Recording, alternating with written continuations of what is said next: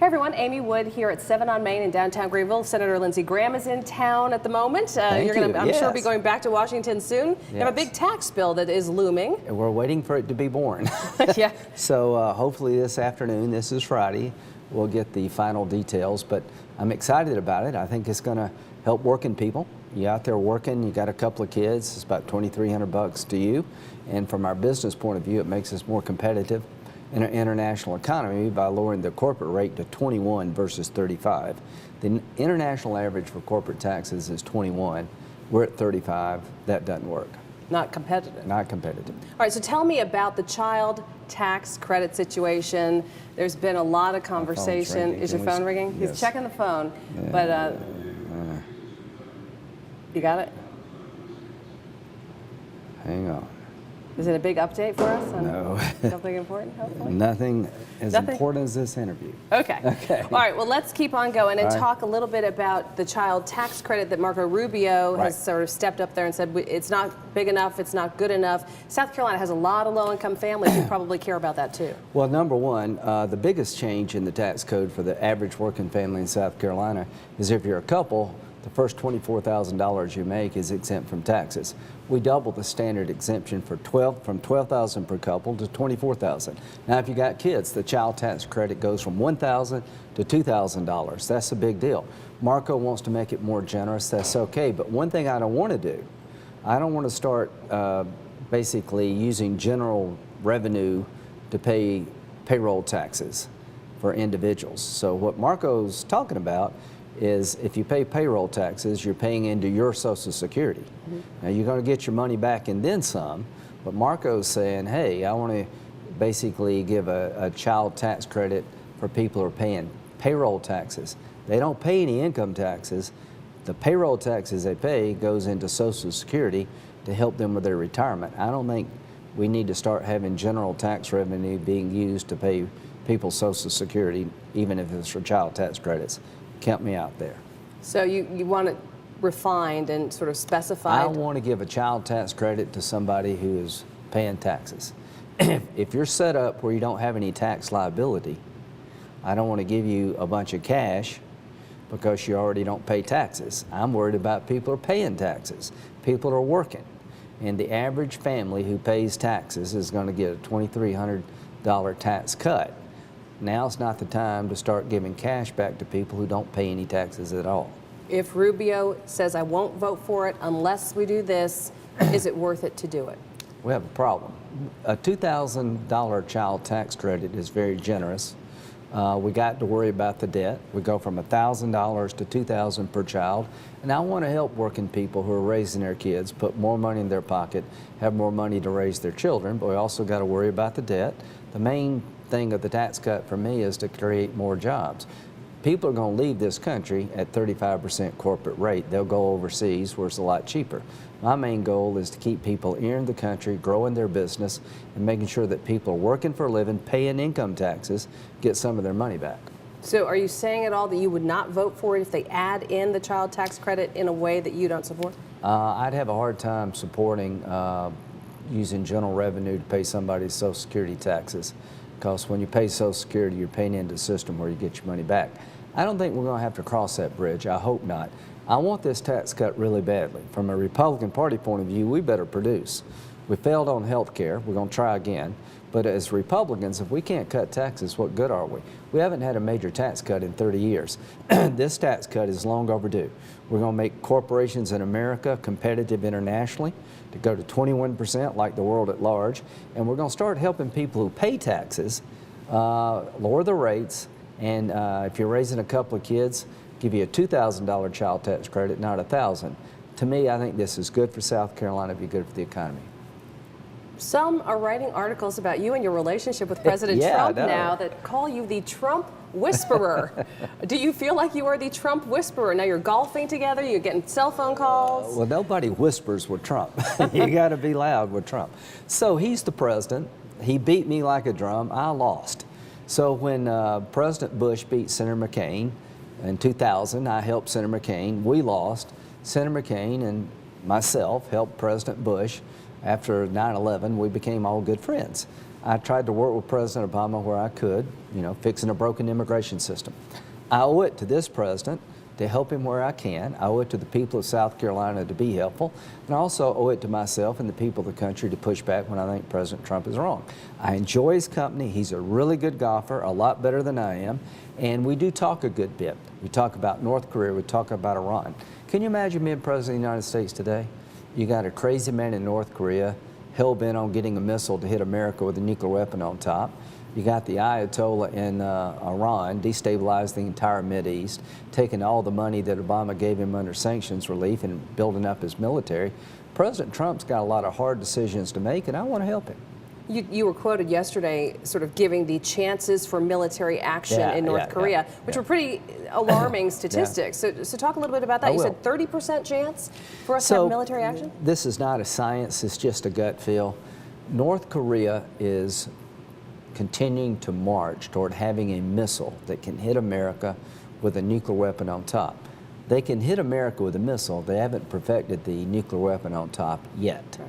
That's coming. Just a matter of time. President Trump has said, I will never let the marriage of a missile and a weapon occur that can hit America. So what I'm trying to do is tell the Chinese, don't call his bluff.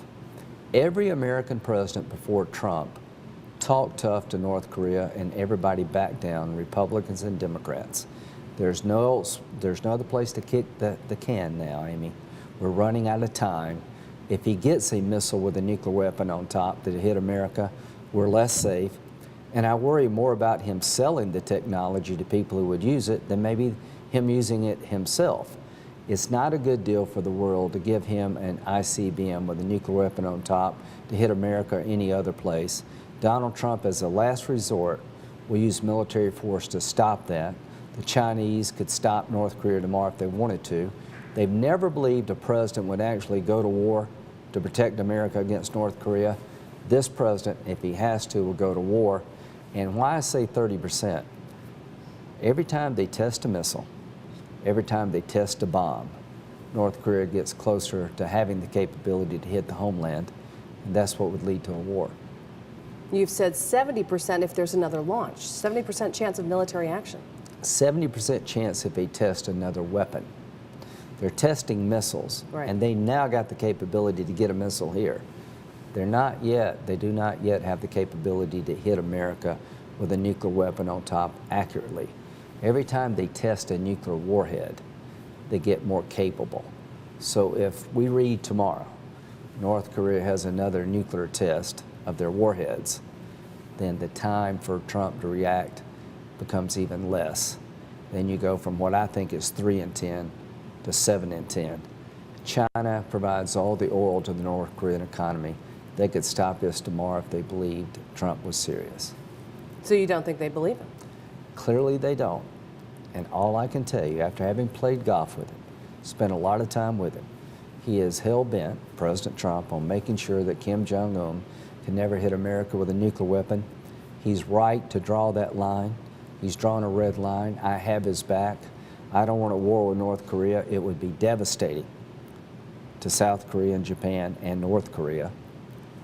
But if there's going to be a war with North Korea, it's going to be in China's backyard, not America's backyard. What does that look like? Military action in North Korea. What could Americans expect from that? An all-out war. There is no way to just bomb their nuclear facilities. They're too hardened. They're too dispersed. So when you fire the first shot, you just got to assume you got to take the regime down.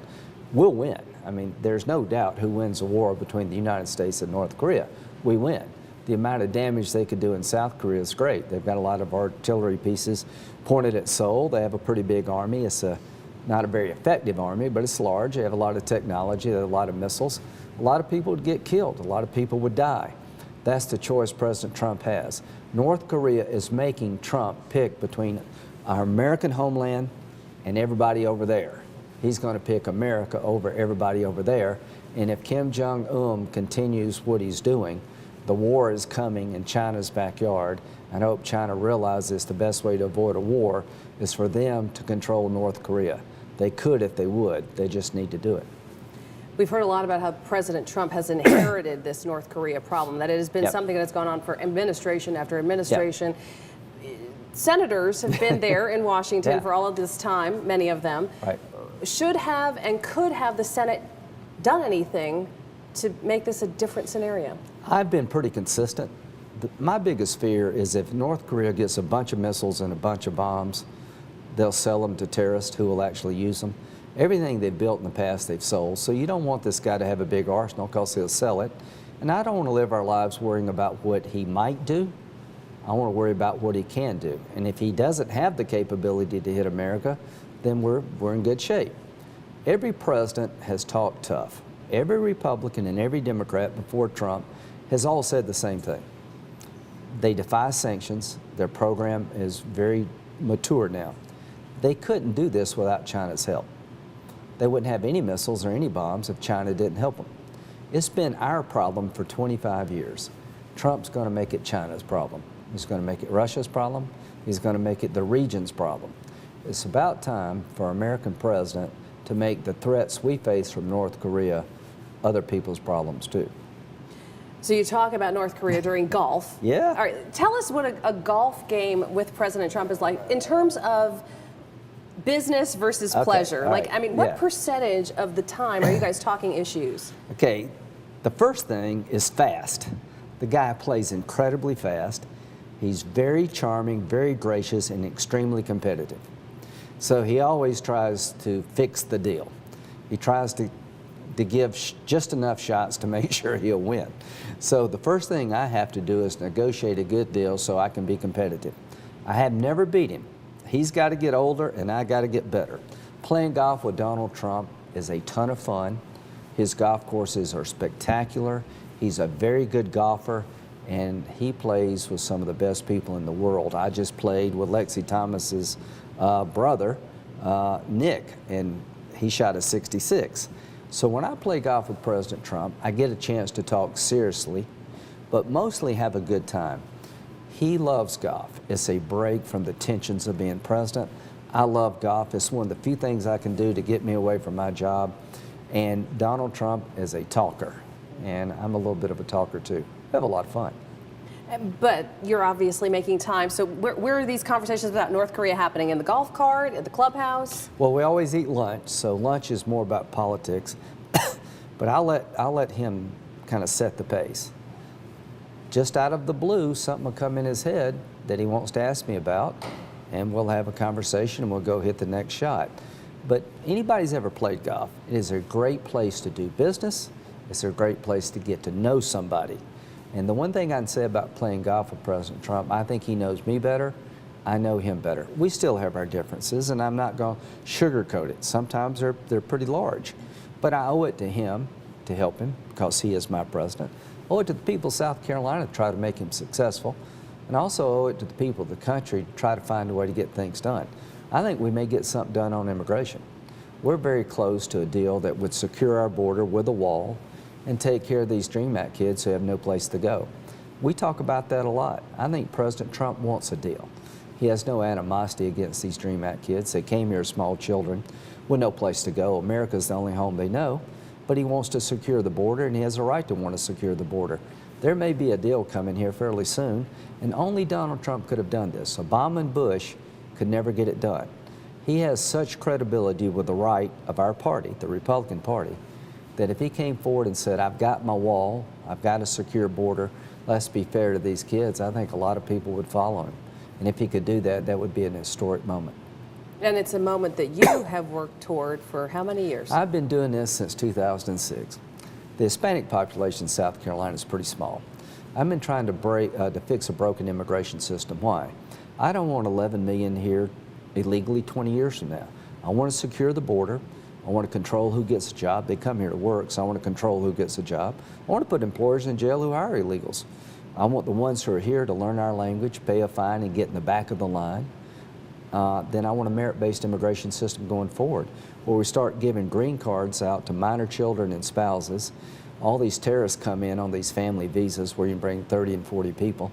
I want to limit who can come into the country on a green card to minor children and spouses. That gives you more green cards for a workforce that's in decline. we're living longer and we're having fewer children. We're going to need immigrants to come into this country. I just want to pick from all over the world based on the economic needs of the country. That's called merit-based immigration. That's what I've been wanting for 10 years. FCC takes away net neutrality. Right. A lot of consumer concern out there about, are costs going to go up sky high? What's going to happen to the marketplace? What kind of ideas will be allowed to filter through the systems? What's your take on that? I know you were pro net neutrality going away. Yeah, here's what I worry about. The platforms are owned by, a handful of companies. Well, they put the time and effort to build these platforms. Riding the internet, I want as many people to ride. The people who build the platforms need to make money. I don't mind giving the companies more control as long as it doesn't become a monopoly. Here's the hard stuff. When do they consolidate the control over the internet so they price you out and you can't find competition? So right now, cable companies use telephone lines are buried under the ground. When you use a telephone pole to run a cable line over it, you pay the telephone company. I don't mind concepts like that. If you use somebody's infrastructure, you have to pay for it. And if you want more faster, you can pay for more faster. What you don't want to have is consolidation of power. So the people who run the internet providers also control the content.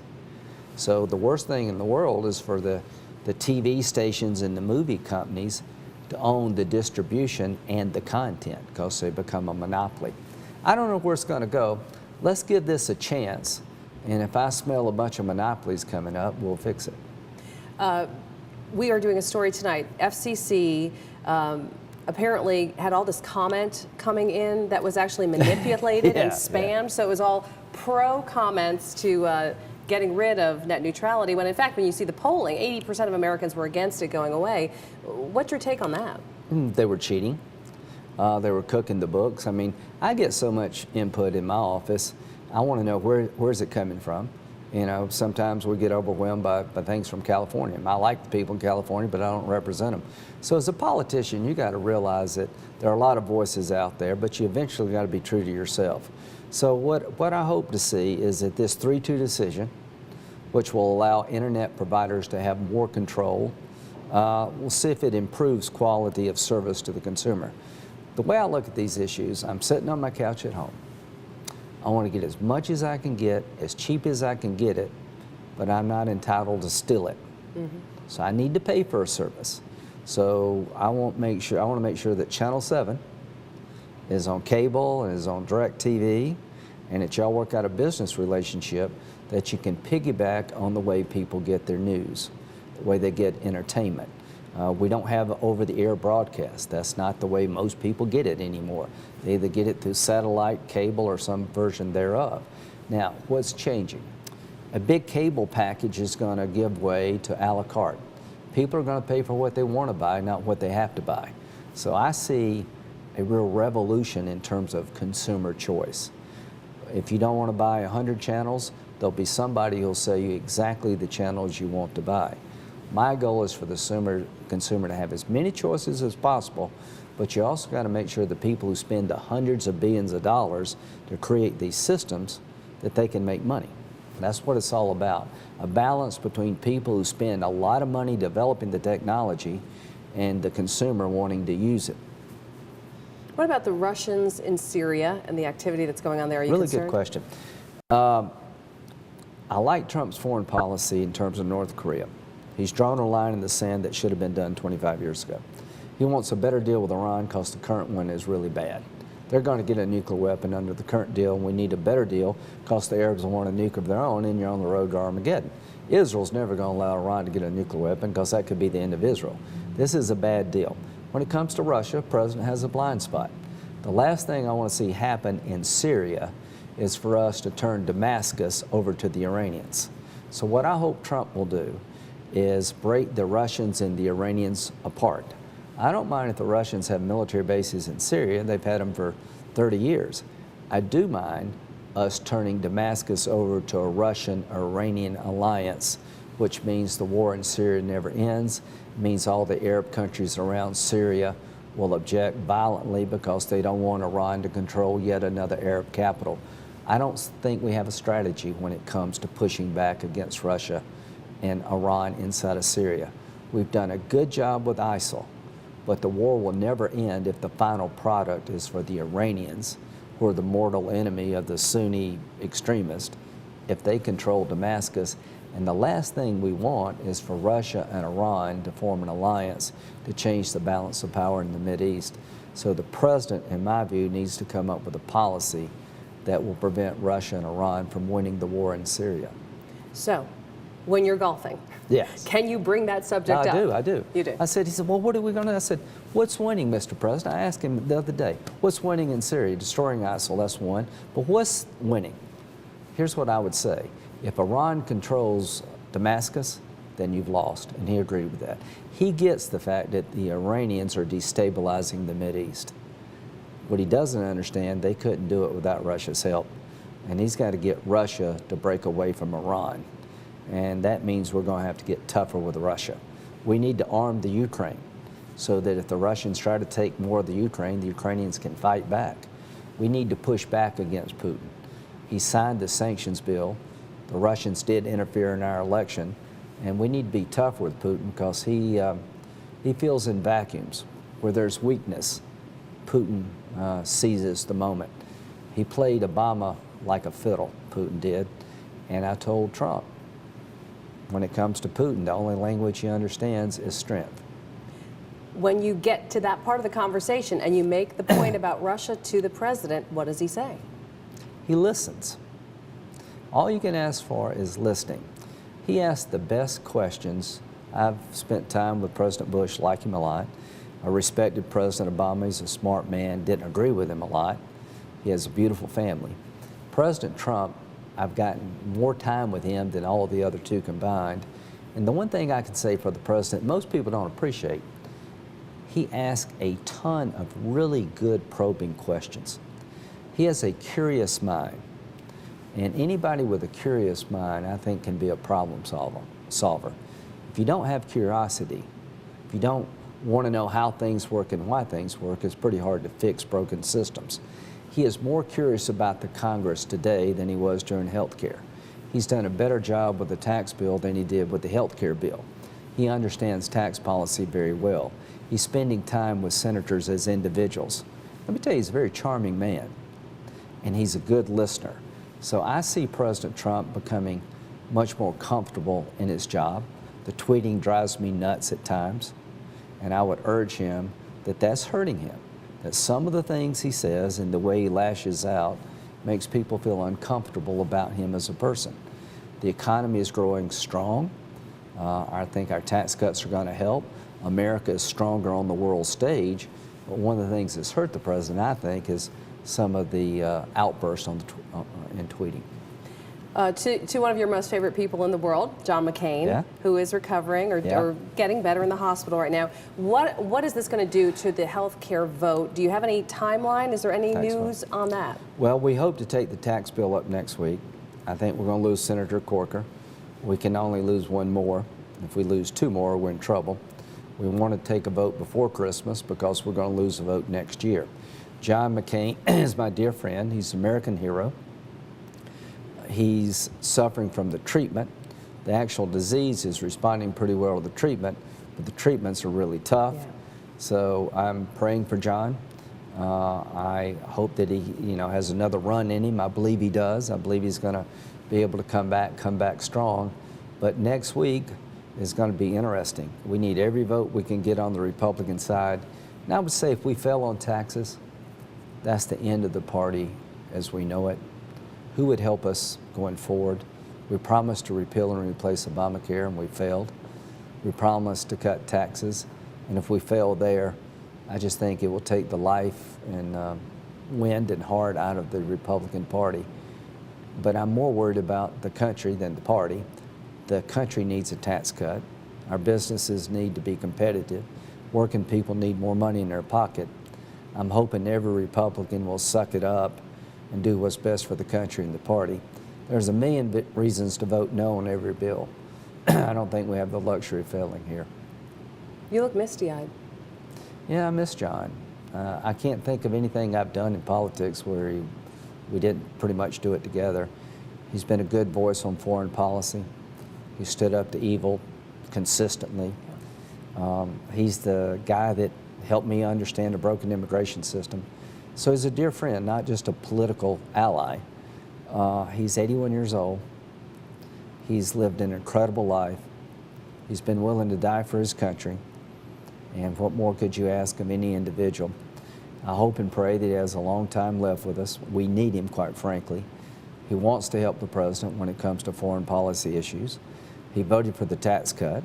He understands the need for tax cuts. But it's not about John's vote. It's about John. You want John back? I want John back. Yeah. Thanks. Well, I'll keep him in our prayers. Thank you.